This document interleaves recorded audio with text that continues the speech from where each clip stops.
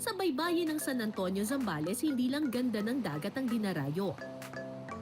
Pati ang mga laman dagat na siguradong sariwa at panalo sa lasa. Marimar! Charot! Andito tayo ngayon sa Pundakit, San Antonio, Zambales.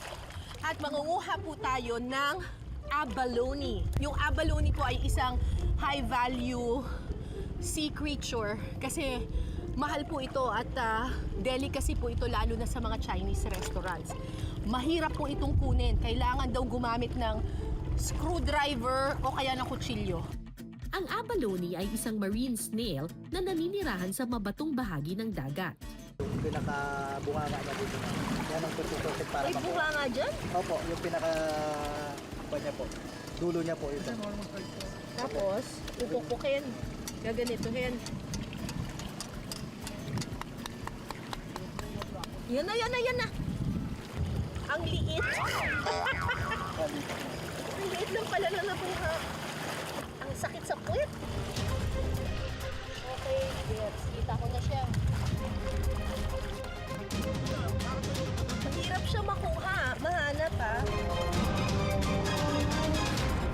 Ayan, may kuha na ako. Sa totoo lang, madali lang naman siyang kunin kasi pupukpukin mo lang siya tapos matatanggal na siya, matutungkab na siya dun sa bato. Ang problema ay yung paghahanap sa kanya kasi kung makikita ninyo yung abalone, halos kakulay niya yung mga lumot at saka yung bato. So ang hirap niyang mahanap. Kailangan matalas ang mata mo. Marami raw abalone sa mabatong bahaging ito ng dagat sa pagitan ng Agnain at Anawangin Cove. Mayroong mga palatandaan ba? Parang maliit na butas ng ganito. Ayan, oo nga no. Hindi ko siya makita, pero parang hahanapin mo raw yung mga, may mga parang siwang. Parang may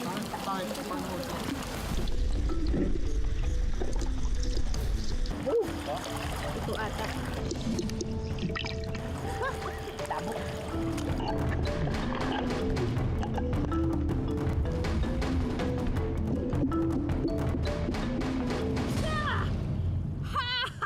Kakuha ko. Ang hirap nito ah. Ito po yung malaki. Teka.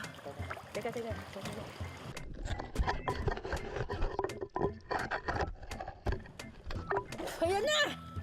Wow! Kaya naman pala ang mahal-mahal ang abalone. Napakahirap kunin. Eto, mayroon tayong kuwang isa. Oh, may abalone na! Wait lang ah. Kasi ano eh. Panira kasi itong mga false eyelashes eh. Okay. Kaya pala hindi ko nakikita. May pilik mata. Ano mo nga yan, yung mga pilik matang yan. Kita ko na. Ito nakikita ko na nakakapa ko siya. Dudukutin ko lang. Anong luto kaya sa abalone ang papatok sa panlasa? Abangan mamaya.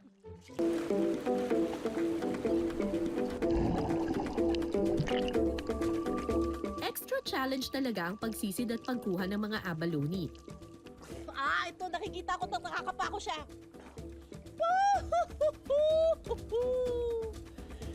Okay, natutok natin. Pero sulit naman daw ang pagod pag natikman na ang luto rito. Kaya naman ang mga sariwa at bagong hango mula sa dagat na abalone, ngayon iluluto na natin sa kusina. Ang masarap na luto raw dito ay adobo. Adobo. Lilinisan daw muna ang mga abalone. Pag lulutuin po, tatanggalin po natin sa Nang buhay pa? Opo. Yan. Tatanggalin Opo, natin siya dito. Opo, tatanggalin po siya dyan, ma'am. Ayaw niya magpatanggal eh. Ayaw. Opo. Sige po, ma'am. Hello. Hello. Hello. Ayaw mo mag... Ayaw eh. Paano mo tinatanggal? Ito po, ma'am. Ito po. Na ganun lang po siya, ma'am. Bakit parang ang dali lang sa'yo? Ito po, ganyan po siya. Okay, tapos? Tapos, tatanggalin po sa kanyang Shell. So pagkatapos mo tanggalin dito, ilalaga mo sila. Opo, ilalaga Tapos ko po. hihiwa-hiwain. Gano'ng katagal nilaga? Mga 5 minutes lang po. 5 minutes lang. Okay. Bawang. Igigisa muna ang bawang at sibuyas Yan. Yan. Isunod po natin po. Ayun na, ang Opo, abalone. abalone. at saka isusunod ang abalone. Yan lang po yan. Kunting ano lang po ito. Gisa-gisa. Sunod na ilalagay ang paminta, dahon ng laurel, at oyster sauce. Tapos, Tapos, kunting ano lang po ilang. toyo. Pangkulay lang. Ang kulay lang po. Eh, wala pa suka. Mamaya po, kunti lang mamaya. ano lang. Ako eh, no? Yan, ito po ang aming adobong abalone. Recipe po ng pundakit. Ay, suka na. Suka na po. Kunti lang po, para hindi po ano. Si Ate Magdalena, ang mabilis magluto eh, no? Para po, hindi po siya makunat. Okay na po to. Ah, ganun. Kailangan mabilis talaga, Opo, no? para hindi po siya makunat. Oh, pag magluluto Kasi kayo ng po, abalone, kailangan Pag mabilis sobrang lang. luto po, makunat mo siya. Okay na to. Okay na po Wala to. na rin tikim-tikim, ha? Wala na po. Galing ninyo. Kabisado nyo, ha? Ayan na. Okay na. Alright. Ito na po ang ating adobong abalone. First time kong kakain ito, kaya excited na akong tikman to.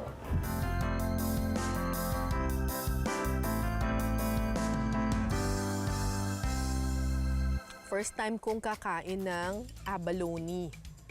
Lalo na yung adobong abalone. Ano yung lasa nito? Masarap yung timpla, pero may pagka chewy pala siya, no?